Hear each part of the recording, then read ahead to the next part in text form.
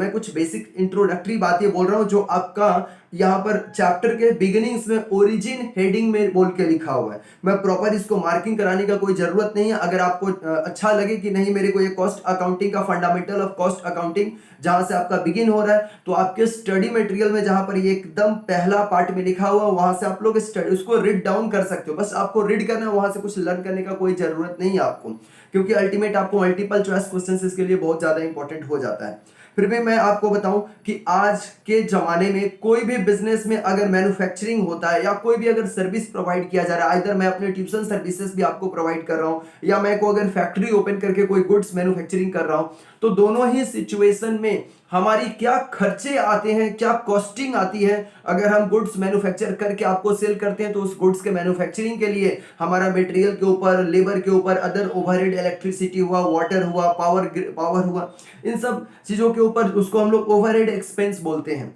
जो extra expenses लगते हैं लेबर और मटेरियल के अलावा उसको हम लोग ओवरहेड एक्सपेंस बोलते हैं, जो कि कॉस्ट शीट में मैं आपको डिस्कस करूंगा। तो ये सब चीजों के पीछे कितने मनी हमारे खर्च हो रहे हैं, कितने हमारे कॉस्ट आ रहे हैं, उस कॉस्ट के नीचे अगर हम प्रोडक्ट को मैन्युफैक्चर करके मार्केट में अगर सेल करते हैं तो हमारा बिजनेस तो लॉस में चला जाएगा। तो हमें सबसे पहले इसमें क्या ध्यान रखना होगा कि हमें कॉस्ट कैलकुलेशन प्रॉपर करना होगा। और जैसा कि आपको पता है कि यहां पर क्या होता है, अर्ली इंडस्ट्रियल एज में ऐसा होता था, आपके स्टडी में लिखा है most of the cost incurred by the business where what modern accountant calls the variable cost because they vary directly with the amount of productions. ये वेरिएबल कॉस्ट पे पहले लोग ज्यादा ध्यान देते थे, लेकिन अभी फिक्स्ड कॉस्ट और वेरिएबल कॉस्ट दोनों को ही कंसीडर किया जा रहा है। जैसे कि अगर मान लो मैं मटेरियल परचेज किया,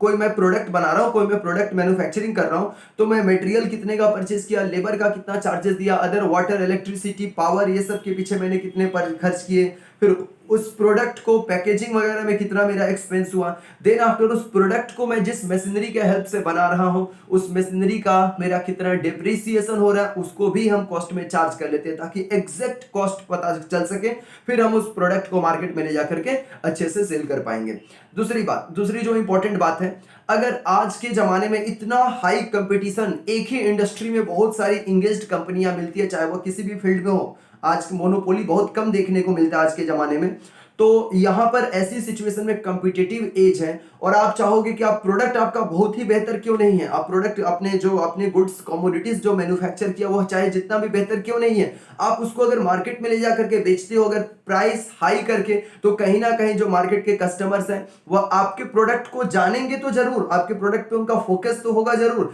बट वे आपके प्रोडक्ट को परचेज करने से थोड़ा पीछे हटेंगे, क्योंकि उनको सिमिलर प्रोडक्ट, सेम टाइप का प्रोडक्ट दूसरी कोई कंपिटिटिव कंपनी आपकी जो है वह कम प्राइस में उनको ऑफर कर रही होगी। तो आपको क्या करना होगा, आप सेलिंग प्राइस अपना इंक्रीज करके, मतलब मेरी बात ध्यान से सुनिएगा, आप सेलिंग प्राइस को इंक्रीज करके, सेल्स प्राइस को बढ़ा करके आप कभी भी किसी भी सिचुएशन में अपने प्रोडक्ट को आप मार्केट में लेकर आओगे तो कहीं ना कहीं आपका प्रोडक्ट का सेल्स